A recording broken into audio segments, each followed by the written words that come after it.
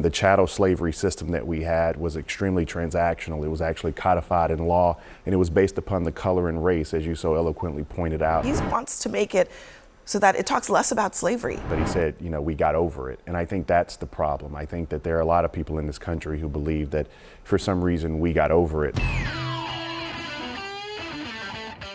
We have another spirited CNN panel to cover as they discuss how MAGA downplays racism, slavery, and more, so leave us a like on the video if you can. It helps us out a ton, it gives us a boost in the algorithm, and let's get right to the debate. I was actually surprised to see President Trump basically saying the quiet part out loud, that this review of the Smithsonian is not about even just something vague about reviewing history to make sure that it's fair. He wants to make it so that it talks less about slavery.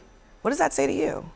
Well, I think it's an effort. It's part of a larger effort to both sane-wash and whitewash American history and essentially erase all of the parts and disappear all of the parts that make Americans, that make President Trump uncomfortable, that feel distasteful, that are a reflection of the actual real and horrific parts of our history.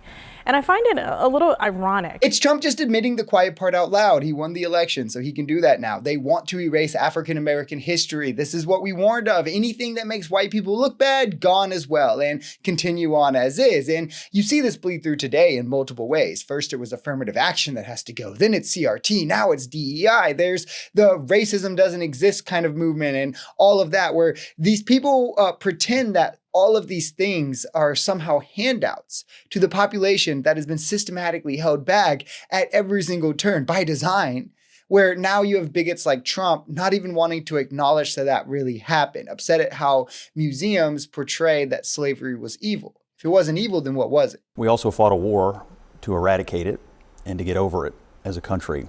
And that was a necessary thing that happened, and a lot of people died, and we did eradicate it. And that's a good thing. I think what he's asking is, in our museums, what defines us? Are we going to be defined by the worst moment or the worst institution or the worst mistake we ever made? Or are we going to be defined by what we've done moving forward to get over it and to become the greatest nation on the earth? So he wants us to lie. I got it. The problem is it's not only a huge moment as far as American history goes, but it's a defining moment for Black culture. Over 90% of African Americans have slave ancestry. That is a tie someone like Scott Jennings could not understand. And again, chattel slavery, Americans, how it existed in America is different than where it's existed everywhere else in the world. And furthermore, it's a lopsided move on that these people are proposing here. From Scott Jennings' perspective, they moved on with all of the chips on their side. They owned the property, the means of production, the wealth. African Americans were told not only to move on with absolutely nothing, but that they have to use separate, lower quality bathrooms and schools and everything for decades. It's like you beat up a kid and you break his nose and then you help him up and apologize, and you're angry that he's still upset at you. But for him, the wound is still there. Scott used the term a couple of times, and I don't think it was meant with any type of ill intent, but he said, we got over it. And I think that's the problem. I think that there are a lot of people in this country who believe that for some reason we got over it. I mean, the fact is that American chattel slavery is vastly different than what Jillian Michaels and others talk about when they talk about slavery around the world. I mean, the chattel slavery system that we had was extremely transactional. It was actually codified in law, and it was based upon the color and race, as you so eloquently pointed out in your opening. And so not only when you think about that portion of where we are, 26 of our first 30 Supreme Court justices owned slaves.